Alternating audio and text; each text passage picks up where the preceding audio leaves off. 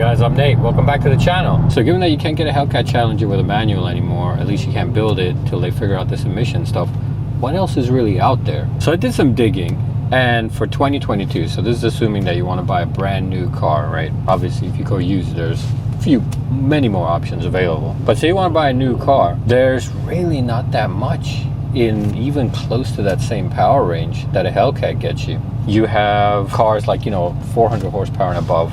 There's a few options. You could get a BMW M3, M4. Those still come with a manual transmission. I think they make somewhere in like the high 400s. All right, so you have the Cadillac CT4V Blackwing, again in the 400 horsepower range.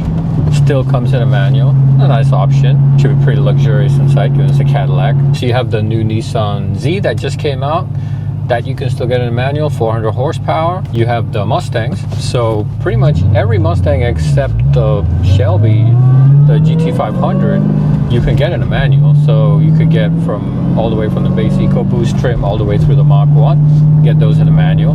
Speaking about Mustangs, here is a beautiful GT500. Too bad they dropped the manual for that car in this generation. I'd be remiss if I didn't mention that still in the Challenger, the Scat Pack, which has a very healthy 485 horsepower, you could still get that in a manual. So if you really like the Challenger looks, which I really like, those fan of those, you could still get that car in a manual. Now, if you got some money to spend, there's a few different Porsche models that come in a manual. So there's a few of the 911s, I think all the way up to one of my favorites, which is the GTS.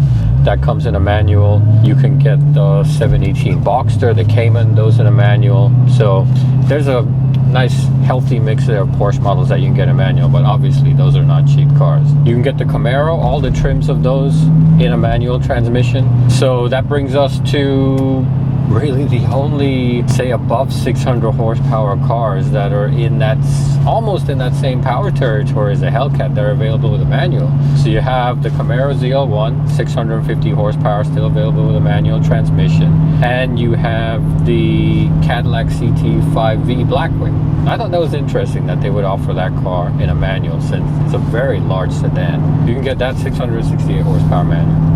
Look at this M2. That's another car you can probably get that's kind of got similar to the M3, has the same engine, I think, is the M2 Competition. Those two cars that you could get with a manual transmission at over 600 horsepower in the 2022 model year, brand new. Cadillac CT5V Blackwing, it's gonna cost you, I think, in the mid 80s, like 85 grand. The Camaro ZL1, 650 horsepower, that's like the mid 60s, and around Hellcat pricing for the ZL1. Not a ton of options out there. The Hellcat with the 707 horse or 717 horse engine, this was really a great car to get in a manual transmission. I really hope this recertification goes through and they can bring them back on the roads.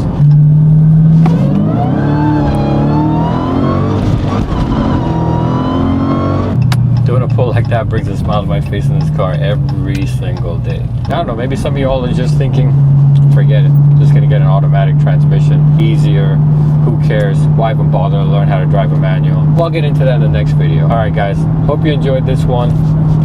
Check out these next videos and I'll see you there. Thanks.